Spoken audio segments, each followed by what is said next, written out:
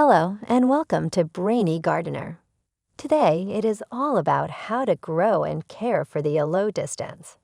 Aloe distans, or Jewel Aloe, are native to South Africa.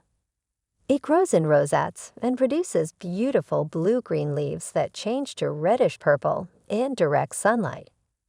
The edges of the leaves are lined with soft, bright white teeth that give the plant its name, Jewel Aloe. The plant grows in a spiral pattern, its rosettes stacking on top of each other, resulting in a small pagoda-shaped bush. The Jewel Aloe is a straightforward plant to care for and requires little maintenance. Beginners and experts alike can enjoy having this succulent brighten up their space with little effort. If you're looking for an aloe that is beautiful and friendly, you found it. Jewel Aloe prefers full sun or light shade conditions for the best results. A south-facing window is ideal in most cases. Outdoors, these plants can easily be grown under direct or dappled sunlight. Jewel Aloe needs well-drained soil, and this brings the best results. Soil with inorganic matter and low water retention will be the best option. The Jewel Aloe is a very drought-tolerant plant. However, it will not thrive in the absence of water. If the soil is dry, it needs to be watered. You should aim for about 2 sessions per week or more, depending on how quickly your soil dries out. Aloe distans are slow-growing plants and do not require much fertilizer. However, if desired, it should be fertilized once every 2 months with a balanced fertilizer at half strength. The Jewel Aloe is a very adaptable plant. It will thrive in most conditions. However, it does prefer temperatures of around 55 to 85 degrees Fahrenheit. You should keep humidity between 40% and 60%. Aloe distans is a relatively small plant in stature and doesn't require much pruning to maintain its small size. In most cases, these plants remain naturally confined to a small space. However, these plants are notorious for their frequent suckers, and you may need to cut away some unnecessary offsets to keep the plant looking neat and clean. Jewel Aloe is a relatively easy plant to repot and can be done whenever needed. However, the best time for repotting is during the spring when new growth is emerging, but before flower buds form on the plant. Prepare the pot. Choose a clay or terracotta pot that has drainage holes in the bottom. Use a soil mix specifically designed for cacti and succulents, or make your own. It just has to be quick draining. Choose the spot. A sunny spot without much humidity or cold drafts will be ideal. Gently remove the aloe from its container, supporting the root ball with other hand.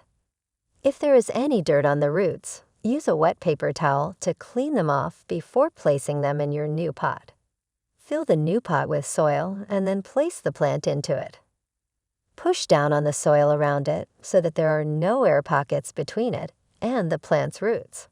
Water the plant well, then place it in a spot that receives at least 6 hours of indirect sunlight daily. Jewel Aloes are easy to propagate from offset cuttings. The seeds of Jewel Aloe also germinate well provided they are sown into a well-drained medium and it has sufficient warmth. Jewel Aloe produces offsets very frequently, as such propagation by suckers is an easy and very effective method.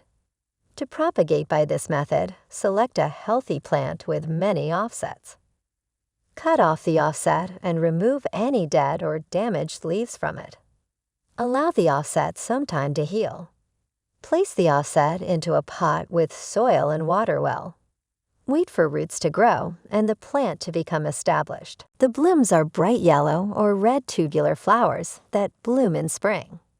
They appear in a profusion above the foliage, making for an incredible display. Jewel Aloe has no toxic effects reported. It is safe for humans and pets. However, it's best to avoid consuming the plant as it is not edible. Mealybugs, scale insects, and aphids are some of the common pests of these plants. Mealybugs are a common pest of aloe plants. To control mealybugs, apply a systemic insecticide to the soil and water well. This will prevent its spread to other plants in your garden. Scale insects are another common pest of aloe plants. They feed on the sap and cause damage by sucking it from the plant. To control scale insects, apply insecticidal soap or horticultural oil to the leaves and stems. Aphids are pear-shaped insects that feed on sap from the leaves and stems of your plant. To control aphids, spray with neem oil or use rubbing alcohol. Please note and avoid overwatering the plant, placing it under harsh sunlight, using poorly drained potting mediums, and fertilizing during the dormancy period. Overwatering, overfertilization, and sunburn are some of the most common problems of these plants. Overwatering can cause root rot and fungal diseases.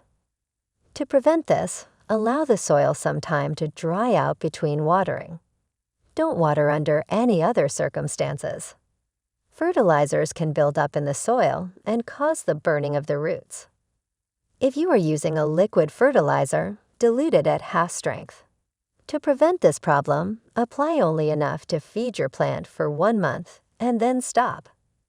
If your plant is exposed to direct sunlight for long periods, it can cause sunburn. To prevent this problem, place the plant in a shadier location. If your plant does burn, cut off any damaged leaves and stems, using slow-release fertilizers that do not release all their nutrients. Another common problem people have with these plants is overwatering. If you have too much water in the soil, it can cause root rot. This means your plant will die, so avoid overflooding your plant's pot as much as possible.